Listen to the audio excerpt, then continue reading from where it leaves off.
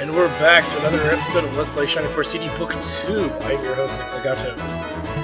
Just to give you guys an update, I've leveled my character surprisingly to level 5, which is, in a sense, a little bit of overkill, but I went through and realized I got max experience with everything I was killing.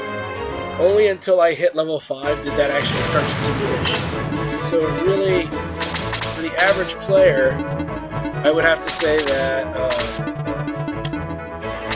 it's not necessary to level to 5, but maybe to 4. But I wanted to see how high I could go before I started reaching the experience cap. And when I say that, it's like when you actually start taking a penalty for being too highly leveled. And surprisingly, it's a good 4 levels you can get away with. And if I'm not mistaken, the further battles, the battles that come later anyway, are, they fight new enemies who give you, look at, there's a full experience there, and that's at level 5. Wow, she numbered. That was a surprise. Oh, that's right, I'm doing this wrong. She wasn't supposed to kill a Johnson. Oops. Go figure. Give you something to do. But right now, it's been a kind of... The thing about Shining Forces Gaidens 1 and 2 is that they're very different games. For example, monks, in general, in the first Shining Force were pretty good. They were pretty standard. You found 2 of them. Luke is already the strongest attacker of my entire party, by substantial amount. Doing well up into the... Doing well, far more damage than my hero. And doing even more damage than Jaha. So it's kind of strange how that works itself out, isn't it? Dump Rod, why would you let that happen?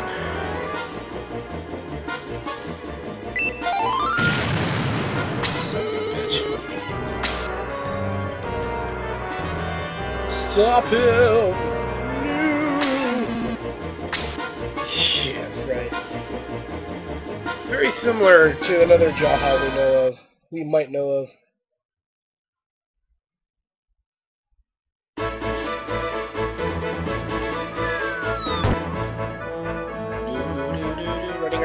Running. Stop.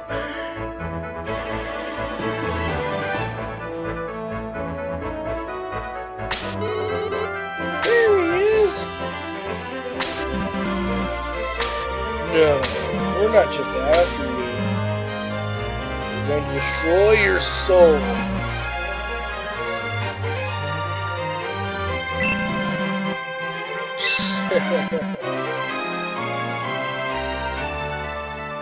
Oh god.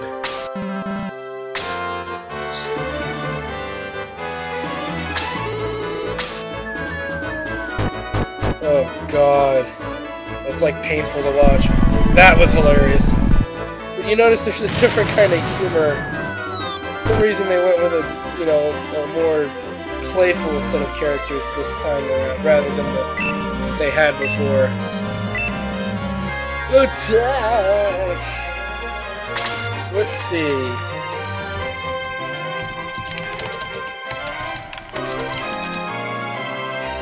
Let's see here. So, we've got some new enemies. We'll get max experience for the dragon newts.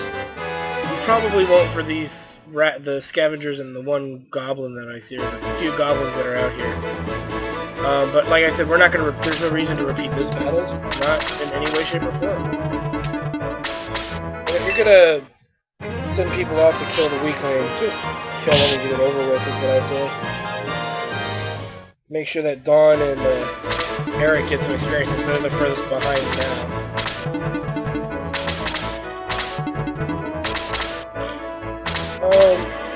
I don't remember, but if my memory serves me right, bats can still put you to sleep if they hit you hard enough.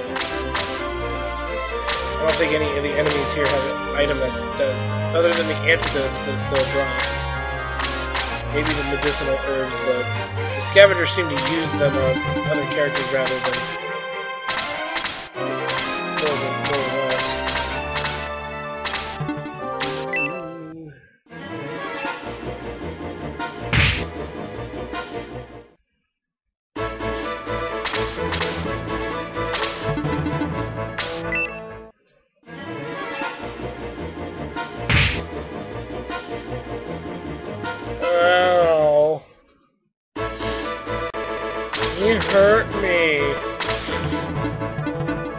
I'm not gonna waste a spell on goblins.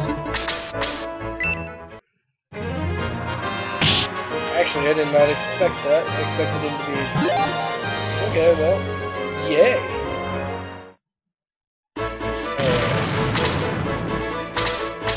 It's always good to look at this and see where everybody kind of stands. Right now, the three stooges here, the three warriors, seem to be in about the same locale, so we'll have Dawn finish this goblin off.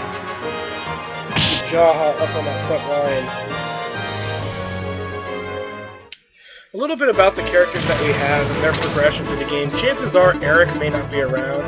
It's going to be a battle between Eric and Dawn for the Centaur slot. Most of my Let's Play Shining Force games, I end up with one Centaur for the movement, really. And usually I prefer the... Well, Shining Force 1, it's obvious. The obvious choice usually ends up being Arthur as my #1 Centaur. Shining Force Book 1, CD Book 1, or Guide 1. Oh jeez, I can't even remember that Centaur's name. But yes. Oh, Apis. Yes, Apis was my Centaur of choice. So it's all, you know, it's all variable to which Centaurs I tend to keep. But of all the Centaurs that are here, I usually end up keeping either Dawn or Eric, but Eric tends to be the one that I'm more likely not to, surprisingly, the more likely one I am not keeping. Eric seems to do more damage, but Dawn starts to catch up with damage-wise, and he seems to get more HP than Dawn as well, so he's very much like the Ken and May setup, where Ken got more experience, got more HP than May, but May had significantly more superior defense. However, May was a terrible attacker, and she was not slow for a knight, but she had really crummy bad agility.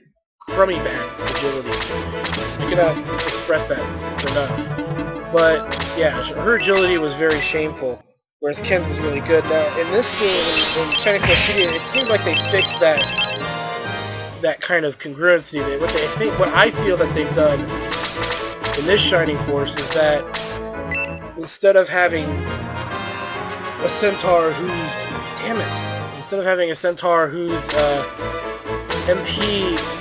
agility is very low, they gave them both similar agilities, as you can see, but God, that was crap. I forgot what I was gonna say, kinda. Oh no. So I mean, it's really anyway. You get what I'm saying. So it just depends on what you're looking at. Now, Luke is like a super golem. I mean, he's probably the strongest priest character of any of the Shining Force games, solely based on how he grows, his growth. So that's always interesting to notice, considering it's very unexpected. Yeah, Jaha, wear that. Okay, well, let's see. Just throw her out there. There. Finish off with that.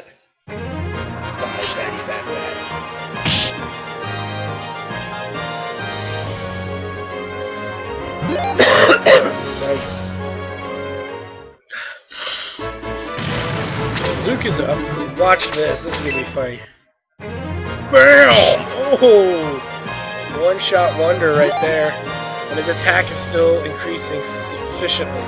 He's definitely a character I intend to keep around for a long time. And when I say long time, I mean pretty much endgame. There's no reason to take Luke out. He's definitely the superior character. And we're under attack again!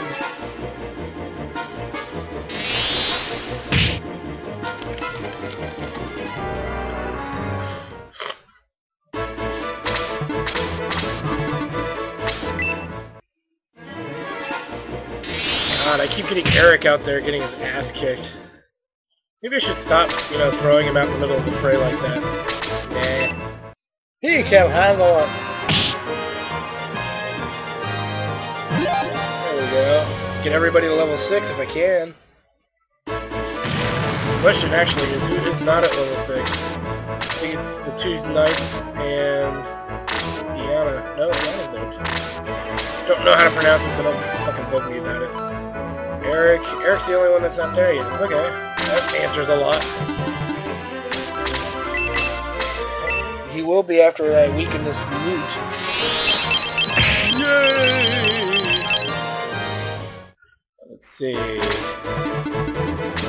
Well, make sure Tiana gets one of these enemies to kill off with one of these guys.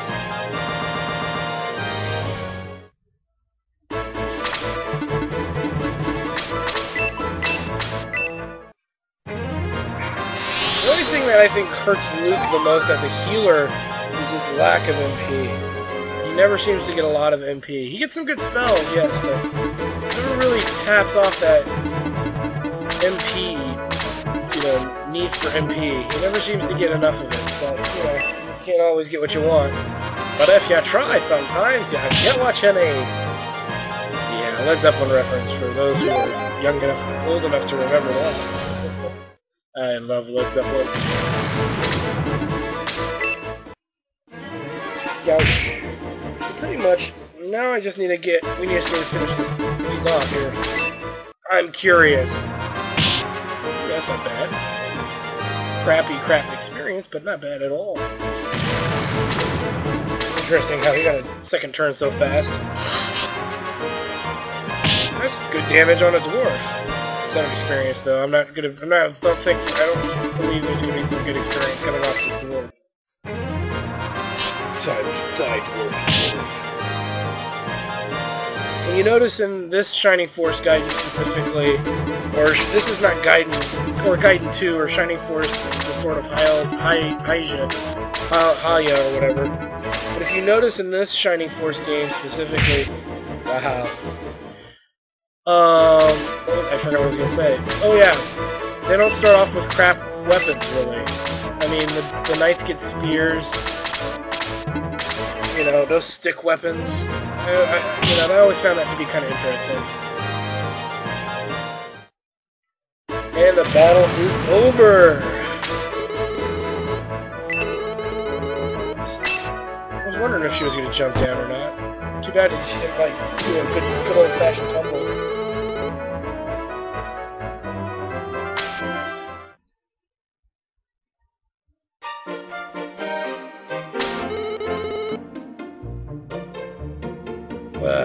So this is the Thames Village, huh? Yeah, let's walk around. The one time we actually get to a town and I get, it's deceiving, but you won't get to explore it. Don't get your hopes up. Oh god. That was interesting. What, was he staring at your bootay? Well, he seems like a ghost town if you ask me.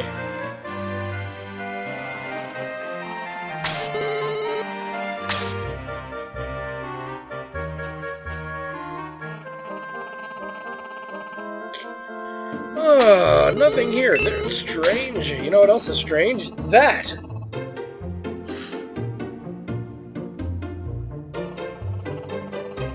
So, on the next episode of Let's Play Shining Force CD Book 2... Yep, there's our timer, so we're out of time. Next time on Let's Play Shining Force CD Book 2, a new character? Who is that? We'll find out then.